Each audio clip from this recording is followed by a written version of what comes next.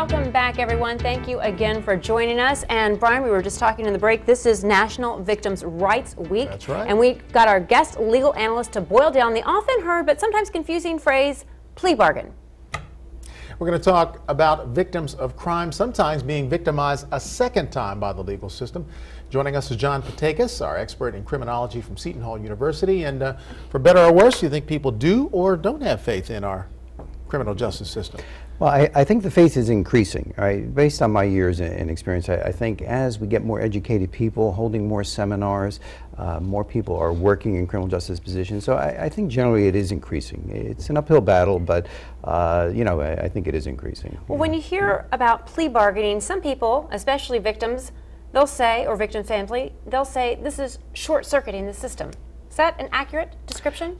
Yes, it is actually.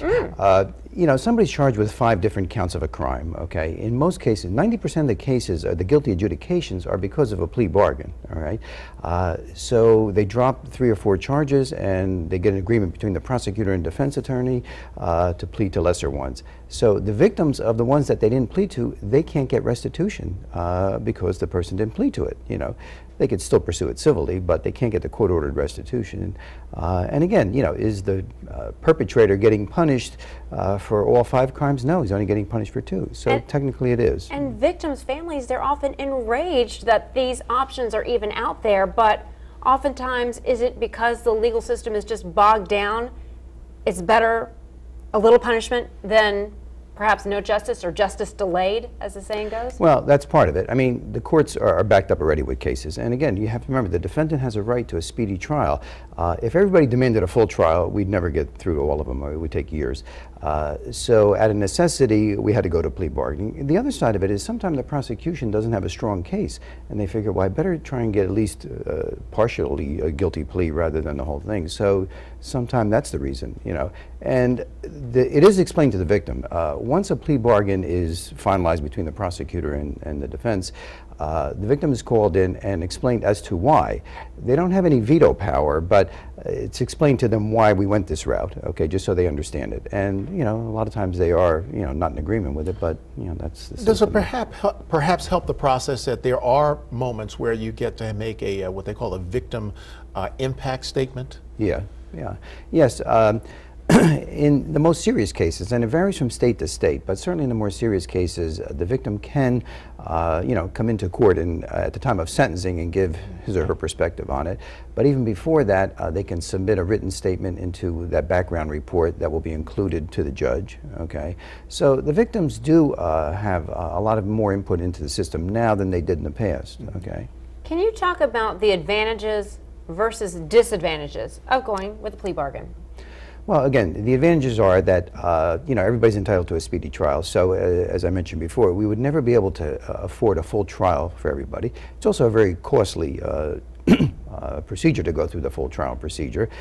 So the system really just couldn't handle it. It would get bogged down. And that's why 90% of the people convicted in prison and jail, it was through a plea bargain. Okay. And that's upwards of 90%. Oh yeah, yeah, definitely. But what are the disadvantages of the plea bargain system? Well, again, the disadvantages is the victim may not get fully compensated that the complaints that the person didn't complain to. The public sees it as a short circuit. The person got away with a certain number of crimes. You know, he'll certainly get, or she'll certainly get, a lesser sentence. And you know, so they may think, hey, here's a way to get around the system somewhat. Well, you have 2 sides of that plea bargain argument. You have a guilty suspect who's going to take a plea bargain, avoid trial, maybe get a little lesser sentence. So he's going to say, okay, I did it. Go ahead and send me for 5 instead of 10 years. But on the flip side, you have the pressure on the part of the prosecutors against someone who might be innocent, who maybe has a chance of losing in a full trial, who says, okay, maybe I'll take the hit. Yeah, you have a point there, Brian. I think it's a small percentage of the cases. I've heard people say, when I was on the parole board and interviewing inmates who are in prison, I really didn't do the crime. I said, well, why did you accept the plea bargain? They said, well, with my background and my record, I didn't want to take a chance or whatever. So I think there's a small percentage of truth in that. I don't think it's large numbers, but that could be a factor sometime. You know? Do victims ever have a say in the plea bargain process? Or victims' families, I should say? Well, when you say it's explained to them, but they have no power to veto it or agree or disagree. It's So explained that's out to of their them. hands. So they But, just have to take it for better or worse. The prosecutor and the defense have, if they come to agreement and the judge approves it, that's pretty much the bottom line. Part of perhaps what works against the victims is that they hear in the media the headline, but they never get the process. So you get the headline and the finishing part of a sensational trial, but they never get to know more about the process. And I wonder if perhaps that affects people's view or skews their view of the justice system. Well, the victims do get the process. I mean, the victims themselves, through the victim advocate's office and the prosecutor's office, it's explained step by step, and they can come and participate or as observers. All right, so the victims themselves now in the last 30 years have a pretty good idea of the system, and it's explained to them. The general public doesn't, I think, for the most part. Unless you've taken a criminal justice course or you've been involved somehow in the system, you're going by the headlines or what you see on TV, and again, it's not always the complete, information, because the commentators aren't, law enforcement investigators, and so, what I tell students many times is make sure you look at the total circumstances before you make an opinion, because sometimes it's not what it appears to be. And we've seen that through major trials over the years. All right. Well, we thank you so much for your time, Well, insight, thank you. and analysis and expertise in this area. Thank you so much. Thank you. It's been a pleasure.